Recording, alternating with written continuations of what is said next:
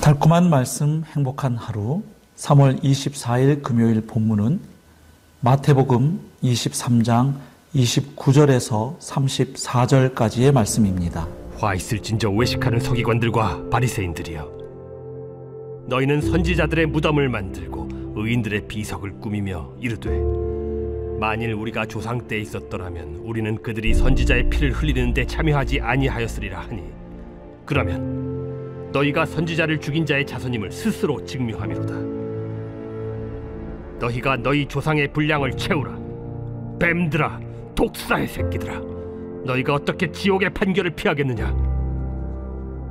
그러므로 내가 너희에게 선지자들과 지혜 있는 자들과 서기관들을 보내매, 너희가 그 중에서 덜어는 죽이거나 십자가에 못 박고, 그 중에서 덜어는 너희 회당에서 채찍질하고 이 동네에서 저 동네로 따라다니며 박해하리라.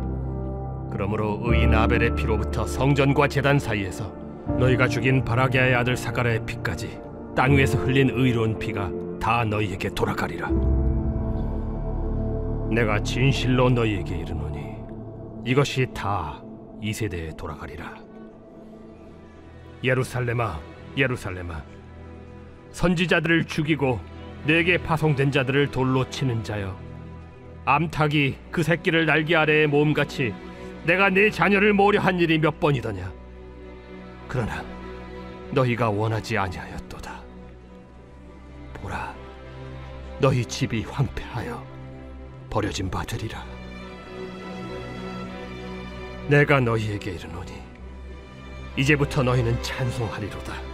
주의 이름으로 오시는 이여 할 때까지 나를 보지 못하리라. 오늘 본문에서 예수님은 당시 이스라엘의 종교 지도자들에 대한 책망과 함께 이스라엘이 처한 운명을 예고하십니다.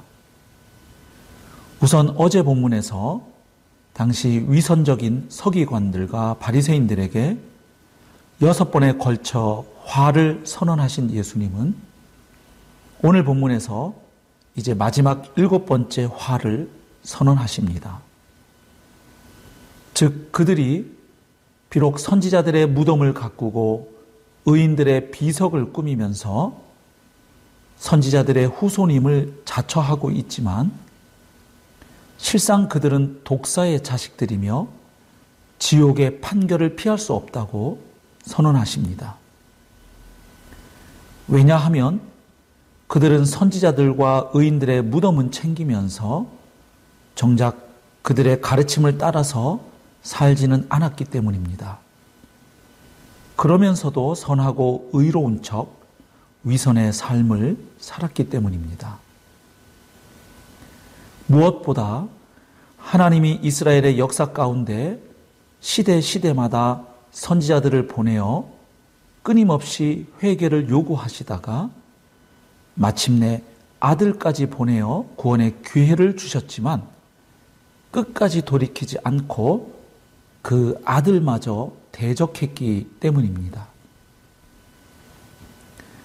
결국 예수님은 죽음을 기념하며 외식하는 그들에게 죽음을 예고하신 것입니다. 또한 예수님은 성경에 나타난 최초의 순교자 아벨부터 마지막 순교자 사가랴에 이르기까지 모든 의인들을 박해한 그들 조상의 죗값까지 그들이 치르게 될 것이라고 말씀하십니다. 참으로 무서운 심판의 선언입니다. 이어서 예수님은 예루살렘의 운명을 생각하시며 깊이 탄식하십니다. 이스라엘 백성이 하나님께 돌아오기를 바라며 수많은 예언자들을 보내셨지만 그들이 예언자들을 죽이고 또 거절했을 뿐 아니라 이제는 하나님이 보내신 아들마저 거절하고 거부함으로 심판을 자초하기에 애통하시며 탄식하시는 것입니다. 마치 암탉이 병아리를 날개 아래 모아서 돌보듯이 하나님께서 자기 백성을 오래 참고 기다리면서 사랑하셨고 그 사랑의 절정으로 아들까지 보내셨지만 이스라엘과 예루살렘은 냉정하게 그 사랑의 초청마저 거절하며 심판을 자초했던 것입니다. 그래서 예수님은 그토록 아파하시며 탄식하신 것입니다. 결국 예수님은 심판을 선언하며 경고만 하신 것이 아니라 마음 깊이 탄식하셨습니다. 이것은 주님이 진정 원하시는 것은 심판이 아니라 구원임을 알려줍니다. 자, 그러면 오늘 본문에서 우리가 배울 수 있고 또 깊이 묵상해야 할 교훈과 진리는 무엇일까요? 첫째로 주님은 위선과 외식을 정말 싫어하신다는 것입니다. 오늘 본문에서 주님은 외식하는 바리새인과 서기관들에게 독사의 자식들이라고 그야말로 독서를 쏟아내셨고 지옥의 판결을 피할 수 없다고 엄중하게 선언하셨습니다. 예수님께서 그들에게 쏟아내신 말을 통해서 그들의 패역한 외식에 얼마나 분노하셨는지를 알 수 있습니다. 특히 그들이 모세의 자리에 앉아서 가르치되 그 말씀을 행하지는 않으면서 그 말씀을 대변하러 왔다가 악인들에 의해서 외면당하고 죽은 선지자들과 의인들의 무덤은 열심히 챙기는 모습을 보시고 분노하셨습니다. 그리고 그렇게 선지자들의 무덤과 의인들의 비석을 챙기면서 자신들이 선지자의 후손이라고 자처하는 그 모습에 분노하셨습니다. 오늘 우리도 하나님의 말씀을 사랑한다고 하면서 정작 순종하지는 않는 모습이 아닌지 돌아보아야 하겠습니다. 또한 예배나 여러 종교의식에 열심히 참여하고 또 종교적 활동에 힘쓰면서도 삶의 자리에서 하나님을 사랑하고 이웃을 사랑하는 삶, 하나님 나라의 정의와 긍휼을 추구하는 삶에는 무관심한 것이 아닌지 살펴보아야 하겠습니다. 왜냐하면 종교적 활동과 업적이 결코 면죄부가 될 수 없음을 오늘 본문은 분명하게 말씀하고 있기 때문입니다. 둘째로 하나님의 사랑과 은혜를 거절하는 것이 가장 크고 심각한 죄임을 발견하게 됩니다.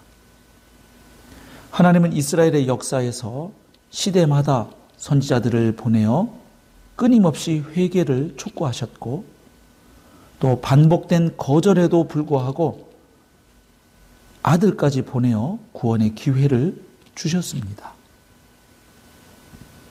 그럼에도 끝까지 돌이키지 않고 추악하고 탐욕스런 강도의 소굴이 되어버린 예루살렘에 화를 선고하셨던 것입니다. 하나님의 인내와 기다려주심이 컸던 만큼 심판 역시 크고 단호하다는 것을 알 수 있습니다. 그러므로 하나님이 기다려주시는 그 시간을 죄를 범하는 기회로 삼는 것은 참으로 어리석은 것입니다. 죄를 돌이키는 기회로 삼아야 할 것입니다. 혹 우리가 하나님의 은혜로 구원받았지만 그 은혜에 합당한 삶을 살고 있지 못하다면 하루라도 빨리 돌이켜야 하겠습니다. 물론 심판이 두려워서가 아닙니다. 거듭난 하나님의 자녀로서 사랑하는 아버지의 마음을 아프게 해드렸다는 사실을 깨닫고 돌이키는 것입니다. 그리고 사랑받는 자녀로서 이제는 아버지가 기뻐하시고 또 기대하시는 그런 삶을 살고 싶어서 그렇게 하는 것입니다. 또한 우리 주위에 아직도 복음을 듣지 못했거나 복음을 받아들이지 않고 있는 사람들에게 사랑과 선행을 베풀며 계속 복음을 전해야 하겠습니다. 또한 그들을 위해 간절히 기도해야 하겠습니다. 하나님께서 기다려주시는 시간이 끝나기 전에, 너무 늦기 전에 그들이 주님께 돌아와 구원받을 수 있도록 말입니다. 결국 사람들이 최종적인 심판을 받게 되는 것은 죄를 지어서가 아니라 그 모든 죄의 문제를 해결해 놓으신 하나님의 사랑을 믿지 않고 거절했기 때문입니다. 그래서 하나님의 은혜와 사랑을 거절하는 것이 가장 큰 죄요, 심판받을 죄가 되는 것입니다. 사랑하는 성도 여러분, 오늘 하루도 하나님 아버지께서 기뻐하시는 삶을 사는 복된 하루가 될 수 있기를 소망하며 축복합니다.